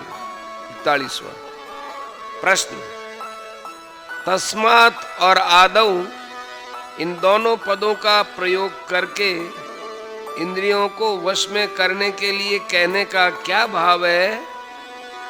उत्तर, तस्मात् पद तो हेतुवाचक है।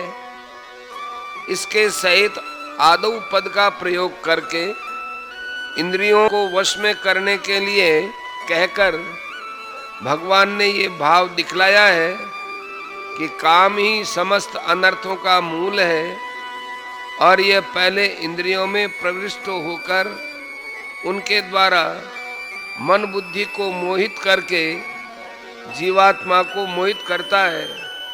इसके निवास स्थान मन बुद्धि और इंद्रियां हैं, इसलिए पहले इंद्रियों पर अपना अधिकार करके इस कामरूप शत्रु को अवश्य मार डालना चाहिए।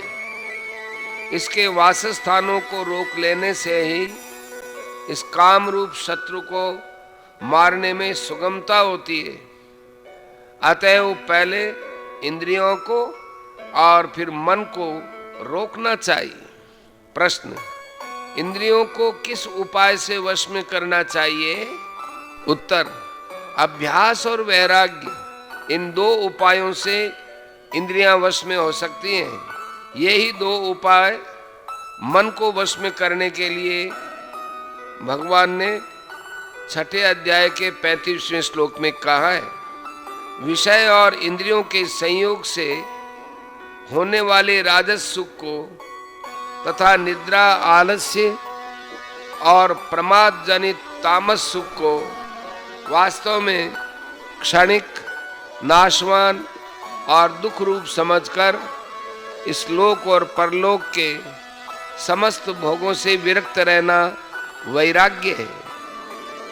और परमात्मा के नाम, रूप, गुण, चरित्र आदि के श्रवण, कीर्तन, मनन आदि में और निस्वार्थ भाव से लोक सेवा के कार्यों में इंद्रियों को लगाना एवं धारणा शक्ति के द्वारा उनकी क्रियाओं को शास्त्र के अनुकूल बनाना तथा उनमें स्वेच्छाचारिता का दोष पैदा न होने देने की चेष्टा करना अभ्यास है। इन दोनों ही उपायों में इंद्रियों को और मन को वश में किया जा सकता है। प्रश्न, ज्ञान और विज्ञान, इन दोनों शब्दों का यहाँ क्या अर्थ है और काम को इसका नाश करने वाला बतलाने का क्या अभिप्राय है? उत्तर, भगवान के निर्गुण निराकार तत्व के प्रभाव, महात्म्य और रहस्य से युक्त यथार्थ ज्ञान को ज्ञान और सगुण निराकार और दिव्य साकार तत्व के लीला, रहस्य, गुण, महत्व और प्रभाव से युक्त यथार्थ ज्ञान को विज्ञान कहते हैं। इस ज्ञान और विज्ञान की यथार्थ प्राप्ति के लिए हृदय में जो आकांक्षा उत्पन्न होती है उसको यह महान काम रूप शत्रु अपनी मोहिनी शक्ति के द्वारा नित्य निरंतर दबाता रहता है। अर्थात उस आकांक्षा की जागृति से उत्पन्न ज्ञान विज्ञान की साधना में बाधा पहुंचाता रहता है। इसी कारण ये प्रकट नहीं हो पाते। इसलिए काम को उनका नाश करने वाला बतलाया गया है। नाश शब्द के दो अर्थ हैं, एक तो अप्रकट कर देना और दूसरा वस्तु का अभाव कर देना। यहां अप्रकट कर देने में नाश शब्द का प्रयोग हुआ है, क्योंकि पूर्व श्लोक में भी ज्ञान को काम से आवृत माने ढका हुआ बतलाया गया है। ज्ञान और विज्ञान को समूल नष्ट करने की तो काम में शक्ति नहीं है, क्योंकि काम की उत्पत्ति अज्ञान से हुई है। अतः ज्ञान विज्ञान के एक बार प्रकट हो जाने पर तो अज्ञान का ही समूल नाश हो जाता है। फिर तो ज्ञान विज्ञान के नाश का कोई प्रश्न ही नहीं रह जाता।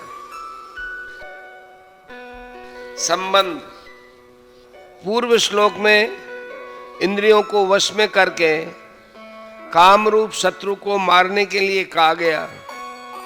इस पर यह शंका होती है कि जब इंद्रिय मन और बुद्धि पर काम का अधिकार है और उनके द्वारा काम ने जीवात्मा को मोहित कर रखा है, तो ऐसी स्थिति में वह इंद्रियों को वश में करके काम को कैसे मार सकेगा। इस शंका को दूर करने के लिए भगवान आत्मा के यथार्थ स्वरूप का लक्ष्य कराते हुए आत्मबल की स्मृति कराते हैं। इंद्रियाणि पराण्याहुरिन्द्रियेभ्यः परं मनः मनसस्तु परा बुद्धिर्यो बुद्धेः परतस्तु सः। इंद्रियों को स्थूल शरीर से पर यानी श्रेष्ठ, बलवान और सूक्ष्म कहते हैं। इन इंद्रियों से परे मन है, मन से भी पर बुद्धि है, और जो बुद्धि से भी अत्यंत पर है वह आत्मा है। प्रश्न। इंद्रियों को स्थूल शरीर से पर कहते हैं, यह बात किस आधार पर मानी जा सकती है। उत्तर। कठोपनिषद में शरीर को रथ और इंद्रियों को घोड़ा बतलाया है। रथ की अपेक्षा घोड़े श्रेष्ठ और चेतन है एवं रथ को अपनी इच्छानुसार ले जा सकते हैं। इसी तरह इंद्रियां ही स्थूल देह को चाहे जहां ले जाती है, अतः उससे बलवान और चेतन है। स्थूल शरीर देखने में आता है, इंद्रियां देखने में नहीं आती, इसलिए वे इससे सूक्ष्म भी हैं। इसके सिवा स्थूल शरीर के अपेक्षा इंद्रियों की श्रेष्ठता, सूक्ष्मता और बलवत्ता प्रत्यक्ष भी देखने में आती है। प्रश्न। कठोपनिषद में कहा है कि इंद्रियों की अपेक्षा अर्थ पर है, अर्थों की अपेक्षा मन पर है, मन से बुद्धि पर है, बुद्धि से महतत्व पर है, समष्टि बुद्धि रूप महतत्व से अव्यक्त पर है और अव्यक्त से पुरुष पर है। इस पुरुष से पर अर्थात श्रेष्ठ और सूक्ष्म कुछ भी नहीं है। यही सबकी अंतिम सीमा है और परम गति है। परंतु यहाँ भगवान ने अर्थ, महतत्व और अव्यक्त को छोड़कर कहा है, इसका क्या अभिप्राय है। उत्तर। भगवान ने इस प्रकरण का वर्णन सार रूप से किया है, इसलिए इन तीनों का नाम नहीं लिया, क्योंकि काम को मारने के लिए अर्थ, महतत्व और अव्यक्त की श्रेष्ठता बतलाने की कोई आवश्यकता नहीं है। केवल आत्मा का ही महत्व दिखलाना है। प्रश्न। कठोपनिषद में इंद्रियों की अपेक्षा अर्थों को पर यानी श्रेष्ठ कैसे बताया। उत्तर। वहां अर्थ शब्द का अभिप्राय पंच तन मात्राएं हैं। तन्मात्राएं इंद्रियों से सूक्ष्म हैं, इसलिए उनको पर कहना उचित है। प्रश्न, यहां भगवान ने इंद्रियों की अपेक्षा मन को और मन की अपेक्षा बुद्धि को पर अर्थात श्रेष्ठ, सूक्ष्म और बलवान बतलाया है, किंतु दूसरे अध्याय में कहा है कि यत्न करने वाले बुद्धिमान पुरुष के मन को भी प्रमथन स्वभाव वाली इंद्रियां बलात् हर लेती हैं। तब यह भी कहा गया है कि विषयों में विचरती हुई इंद्रियों में से जिसके साथ मन रहता है वह एक ही इंद्रिय मनुष्य की बुद्धि को हर लेती है। इन वचनों से मन की अपेक्षा इंद्रियों की बलवत्ता सिद्ध होती है और बुद्धि की अपेक्षा भी मन की सहायता से इंद्रियों की प्रबलता सिद्ध होती है। इस प्रकार पूर्वापर में विरोध सा प्रतीत होता है। इसका समाधान क्या होना चाहिए? उत्तर, कठोपनिषद के रथ के दृष्टांत से यह विषय भलीभांति समझाया गया है। वहां कहा गया है कि आत्मा रथी है, बुद्धि सारथी है, शरीर रथ है, मन लगाम है, इंद्रियां घोड़े हैं और शब्दादि विषय ही मार्ग है। यद्यपि वास्तव में रथी के अधीन सारथी, सारथी के अधीन लगाम और लगाम के अधीन घोड़े का होना ठीक ही है, तथापि जिसका बुद्धि रूप सारथी विवेक ज्ञान से सर्वथा शून्य है, मन रूप लगाम जिसकी नियमानुसार पकड़ी हुई नहीं है, ऐसे जीवात्मा रूप रथी के इंद्रिय रूप घोड़े उच्छृंखल होकर उसे दुष्ट घोड़ों के भांति बलात् उल्टे मार्ग पर अर्थात विषयों के मार्ग पर ले जाकर गड्ढे में डाल देते हैं। इससे ये सिद्ध होता है कि जब तक बुद्धि, मन और इंद्रियों पर जीवात्मा का आधिपत्य नहीं होता, वह अपने सामर्थ्य को भूलकर उनके अधीन हुआ रहता है। तभी तक इंद्रियां, मन और बुद्धि को धोखा देकर सबको बलात् उल्टे मार्ग में घसीटती हैं। अर्थात इंद्रियां पहले मन को विषय सुख का प्रलोभन देकर उसे अपने अनुकूल बना लेती हैं, मन और इंद्रियां मिलकर बुद्धि को अपने अनुकूल बना लेते हैं और ये सब मिलकर आत्मा को भी अपने अधीन कर लेते हैं। परंतु वास्तव में तो इंद्रियों की अपेक्षा मन, मन की अपेक्षा बुद्धि और सब की अपेक्षा आत्मा ही बलवान है। इसलिए यहाँ कठोपनिषद में कहा है कि जिसका बुद्धि रूप सारथी विवेकशील है, मन रूप लगाम जिसकी नियमानुसार अपने अधीन है और इंद्रिय रूप घोड़े भी श्रेष्ठ घोड़ों के भांति वश में होते हैं, तथा ऐसे मन, बुद्धि और इंद्रियों वाला पवित्र आत्मा मनुष्य उस परम पद को पाता है जहां जाकर वह वापस नहीं लौटता। गीता में भी जीते हुए मन, बुद्धि और इंद्रियों से युक्त अपने आत्मा को मित्र और बिना जीते हुए मन, बुद्धि और इंद्रियों वाले को अपने शत्रु के समान बतलाया है। अतः बिना जीती हुई इंद्रियां वास्तव में मन, बुद्धि की अपेक्षा निर्बल होती हुई भी प्रबल रहती हैं। इस आशय से दूसरे अध्याय का कथन है और यहाँ उनकी वास्तविक स्थिति बतलाई गई है। अतएव पूर्वापर में कोई विरोध नहीं है। प्रश्न, यहाँ परतः पद का अर्थ अत्यंत पर किया गया है, इसका क्या अभिप्राय है? उत्तर, कठोपनिषद में जहाँ ये विषय कहा गया है वहाँ बुद्धि से पर महतत्व को, उससे पर अव्यक्त को और अव्यक्त से पर पुरुष को बतलाया गया है, तब यह भी कहा गया है कि यही पराकाष्ठा है, पर तत्व की अंतिम अवधि है, इससे परे कुछ भी नहीं है। सा काष्ठा सा परागति।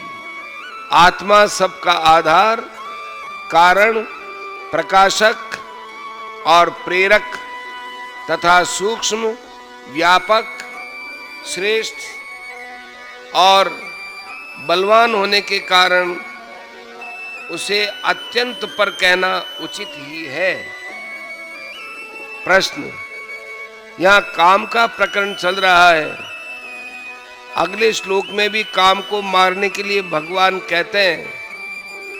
अतः इस श्लोक में आया हुआ सह पद जो है वो काम का वाचक मान लिया जाए तो क्या हानि है? उत्तर, यह काम को मारने का प्रकरण अवश्य है, परंतु उसे श्रेष्ठ बतलाने का प्रकरण नहीं है। उसे मारने की शक्ति आत्मा में मौजूद है। मनुष्य यदि अपने आत्मबल को समझ जाए तो वह बुद्धि, मन और इंद्रियों पर सहज ही अपना पूर्ण अधिकार स्थापन करके काम को मार सकता है। इस बात को समझाने के लिए इस श्लोक की प्रवृत्ति हुई है। यदि इंद्रिय, मन और बुद्धि से काम को अत्यंत श्रेष्ठ माना जाएगा तो उनके द्वारा काम को मारने के लिए कहना ही असंगत होगा। इसके सिवा सह पद का अर्थ काम मानना कठोपनिषद के विरुद्ध पड़ेगा। अतः यहाँ सह पद काम का वाचक नहीं है, किंतु दूसरे अध्याय में जिसका लक्ष्य करके कहा गया है कि रसोप्यस्य परम दृष्ट्वा निवर्तते, उस परम तत्व का अर्थात नित्य शुद्ध बुद्ध स्वरूप परमात्मा का ही वाचक है। संबंध। अब भगवान पूर्व श्लोक के वर्णनानुसार आत्मा को सर्वश्रेष्ठ समझकर कामरूप बैरी को मारने के लिए आज्ञा देते हैं। एवं बुद्धि परम बुद्ध्वा संस्तभ्यात्मानमात्मना जहि शत्रु महाबाहो कामरूपम दुरासदं। इस प्रकार बुद्धि से पर अर्थात सूक्ष्म, बलवान और अत्यंत श्रेष्ठ आत्मा को जानकर और बुद्धि के द्वारा मन को वश में करके, हे महाबाहो, तो इस काम रूप दुर्जय शत्रु को मार डाल। प्रश्न, यहाँ बुद्धि से पर आत्मा को समझकर काम को मारने के लिए कहने का क्या अभिप्राय है? उत्तर, मनुष्यों का ज्ञान अनादिकाल से अज्ञान द्वारा आवृत हो रहा है। इस कारण वे अपने आत्म स्वरूप को भूले हुए हैं। स्वयं सबसे श्रेष्ठ होते हुए भी अपनी शक्ति को भूलकर काम रूप बैरी के वश में हो रहे हैं। लोग प्रसिद्धि से और शास्त्रों द्वारा सुनकर भी लोग आत्मा को वास्तव में सबसे श्रेष्ठ नहीं मानते। यदि आत्म स्वरूप को भली भांति समझ ले तो राग रूप काम का सहज ही नाश हो जाए। अतएव आत्म स्वरूप को समझना ही उसे मारने का प्रधान उपाय है। इसलिए भगवान ने आत्मा को बुद्धि से भी अत्यंत श्रेष्ठ समझकर काम को मारने के लिए कहा है। आत्म तत्व बहुत ही गूढ़ है। महापुरुषों द्वारा समझाए जाने पर कोई सूक्ष्मदर्शी मनुष्य ही उसे समझ सकता है। कठोपनिषद में कहा है कि सब भूतों के अंदर छिपा हुआ है। ये आत्मा उनके प्रत्यक्ष नहीं होता, केवल सूक्ष्मदर्शी पुरुष ही अत्यंत क्षीण, अत्यंत तीक्ष्ण और सूक्ष्म बुद्धि के द्वारा उसे प्रत्यक्ष कर सकते हैं। एष सर्वेषु भूतेषु गूढ़ो आत्मा न प्रकाशते दृश्यते त्वग्रया बुद्धिया सूक्ष्मया सूक्ष्मदर्शी भी। प्रश्न, यहाँ आत्मानम का अर्थ मन और आत्मा, आत्मना का अर्थ बुद्धि किस कारण से किया गया है? उत्तर, शरीर, इंद्रिय, मन, बुद्धि और जीव इन सभी का वाचक आत्मा है। उनमें से सर्वप्रथम इंद्रियों को वश में करने के लिए 41वें श्लोक में कहा जा चुका है। शरीर इंद्रियों के अंतर्गत आ ही गया है। जीवात्मा स्वयं वश में करने वाला है। अब बचे मन और बुद्धि। बुद्धि को मन से बलवान कहा है, अतः इसके द्वारा मन को वश में किया जा सकता है। इसलिए आत्मानम का अर्थ मन और आत्मना का अर्थ बुद्धि किया गया है। प्रश्न, बुद्धि के द्वारा मन को वश में करने की क्या रीति है? उत्तर, भगवान ने 6ठे अध्याय में मन को वश में करने के लिए अभ्यास और वैराग्य 2 उपाय बताए हैं। प्रत्येक इंद्रिय के विषय में मनुष्य का स्वाभाविक राग द्वेष रहता है। विषयों के साथ इंद्रियों का संबंध होते समय जब जब राग द्वेष का अवसर आए तब तक बड़ी सावधानी के साथ बुद्धि से विचार करते हुए राग द्वेष के वश में न होने की चेष्टा रखने से शनै शनै राग द्वेष कम होते चले जाते हैं।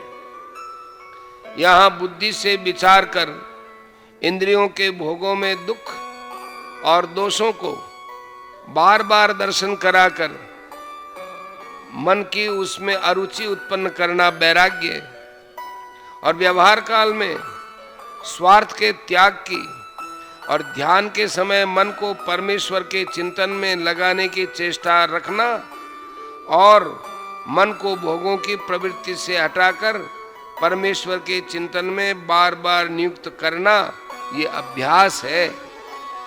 प्रश्न, जबकि आत्मा स्वयं सबसे प्रबल है, तब बुद्धि के द्वारा मन को वश में करके काम को मारने के लिए भगवान ने कैसे कहा है? आत्मा स्वयं ही काम रूप महान बैरी को मार सकता है, फिर बुद्धि के लिए क्यों कहा? उत्तर, अवश्य आत्मा में अनंत बल है, वह काम को मार सकता है। वस्तुतः उसी के बल को पाकर सब बलवान और क्रियाशील होते हैं, परंतु वह अपने महान बल को भूल रहा है। और जैसे प्रबल शक्तिशाली सम्राट अज्ञानवश अपने बल को भूलकर अपनी अपेक्षा सर्वथा बलहीन क्षुद्र नौकर चाकर के अधीन होकर उनकी हाँ में हाँ मिला देता है, वैसे आत्मा भी अपने को बुद्धि, मन और इंद्रियों के अधीन मानकर उनके काम प्रेरित उच्छृंखलतापूर्ण मनमाने कार्यों में मूक अनुमति दे रहा है। इसी से उन मन, बुद्धि और इंद्रियों के अंदर छिपा हुआ काम जीवात्मा को विषयों का प्रलोभन देकर उसे संसार में फंसाता रहता है।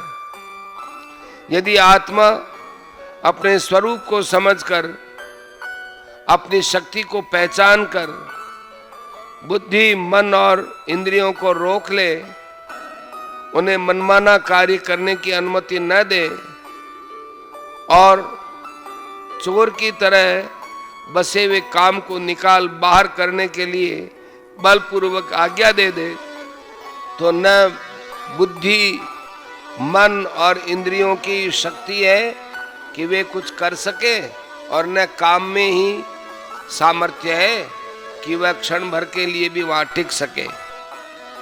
सचमुच आश्चर्य की बात तो यह है कि आत्मा से ही सत्ता, स्फूर्ति और शक्ति पाकर उसी के बल से बलवान होकर सब उसी को ही दबाए हुए हैं और मनमानी कर रहे हैं। अतएव यह आवश्यक है कि आत्मा अपने स्वरूप को और अपनी शक्ति को पहचान कर बुद्धि, मन और इंद्रियों को वश में करे। काम इन्हीं में बसता है और ये उच्छृंखल हो रहे हैं। इनको वश में कर लेने पर काम सहज ही मर सकता है।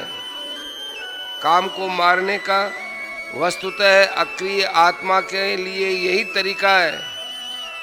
इसलिए बुद्धि के द्वारा मन को वश में करके काम को मारने के लिए कहा गया है।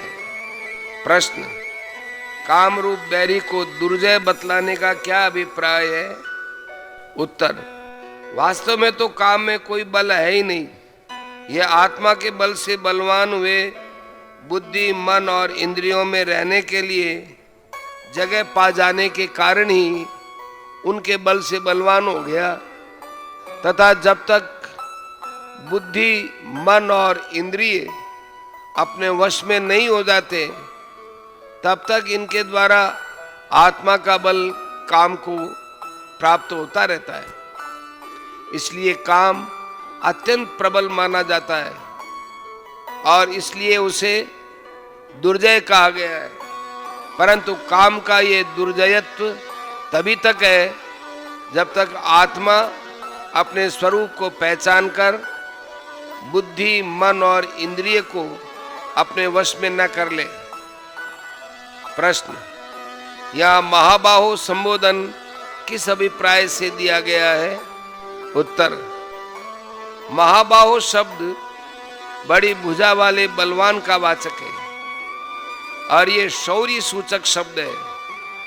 भगवान श्री कृष्ण काम को दुर्जय बतलाकर उसे मारने की आज्ञा देते हुए अर्जुन को महाबाहो नाम से संबोधित कर आत्मा के अनंत बल की याद दिला रहे हैं और साथ ये भी सूचित कर रहे हैं कि समस्त अनंत अचिंत्य दिव्य शक्तियों का अनंत भंडार मैं, जिसकी शक्ति का क्षुद्र सा अंश पाकर देवता और लोकपाल समस्त विश्व का संचालन करते हैं और जिसकी शक्ति के करोड़ में कलांश भाग को पाकर जीव अनंत शक्ति वाला बन सकता है, वह स्वयं मैं तुम्हें काम को मारने में समर्थ, शक्ति संपन्न मानकर आज्ञा दे रहा हूं, तब काम कितना ही दुर्जय और दुर्धर्ष बैरी क्यों न हो,